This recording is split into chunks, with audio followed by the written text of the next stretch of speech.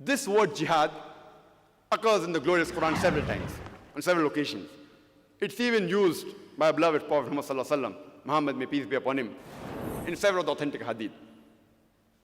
If you read the Quran, it says in the Quran in Surah Hajj, chapter number 22, verse number 78, it says that strive in the way of Allah subhanahu wa ta'ala as you ought to strive, with sincerity and discipline.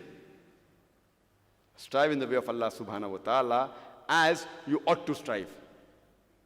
Further is mentioned in the glorious Quran, in Surah Tawbah, chapter number 9, verse number 20, that as for those believers who suffer exile and who strive with might and main in the way of Allah subhanahu wa ta'ala, with their body and wealth and possession,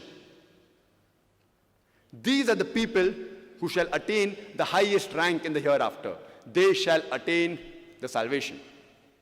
That means it says that all those people, the believers who suffer exile, and if they struggle, if they do jihad, if they strive in the way of Almighty God, doing good things, with all the possession, with the body, with the wealth, with the time, these are the people who shall achieve the highest rank in the hereafter, and they shall go to heaven. It's mentioned in the hadith of our beloved Prophet Muhammad sallallahu alaihi wasallam in Sahih Bukhari, volume number 4, hadith number 46. Our beloved Prophet Muhammad sallallahu alaihi wasallam said that a mujahid, a person who strives in Allah's way, and Allah alone knows who really strive in his way with the true intentions, is like a person who continuously fasts and prays. And if a person who's a mujahid, who strives in Allah's way, if he's killed, he shall go to paradise. And if he returns back, he will come back with a great reward as well as booty of the war. The word jihad is referred to in the Quran in several places. Allah subhanahu wa ta'ala says in the Quran, in Surah Ankabut, chapter number 29, verse number 6, it says that strive in the way of Allah subhanahu wa ta'ala as you ought to strive. But Allah subhanahu wa ta'ala is free of all wants. It says that if you strive in the way of Allah subhanahu wa ta'ala, you are doing for your own selves. For Allah subhanahu wa ta'ala, the creator, is free of all wants. It indicates that if you are struggling in the way of Almighty God, it is for your own benefit. It is not for the benefit of Almighty God, because Almighty God is not dependent on any of His creations. He is independent. He does not require anyone's help. If you are struggling in His way, it is for your own benefit.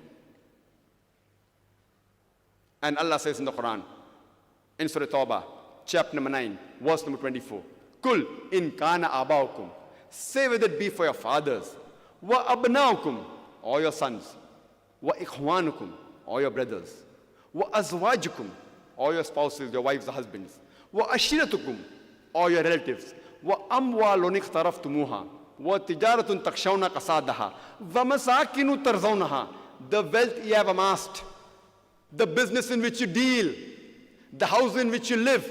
Allah is saying, what are your considerations? Are they your fathers, your sons,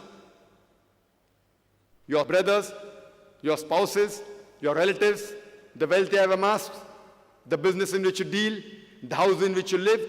What are your considerations? And Allah continues, Ahabba ilaykum minallahi wa rasulihi wa jihadin fi sabilihi. If you love all these 8 things more than Allah, His messenger, and doing jihad in the way of Allah subhanahu wa ta'ala. Again the word jihad is used, indicating that if you love all these 8 things more than Almighty God, more than the messenger of Almighty God, or striving or struggling in the way of Almighty God, then fatarabbasu, wait, hatta ya'ti Allahu bi amri, wallahu la yahdil al-fasiqin. Wait until Allah brings His decision unto you. Wait until Allah brings the destruction unto you. Wallahu la yahdil al-fasiqin. And Allah guides not the fasiq people.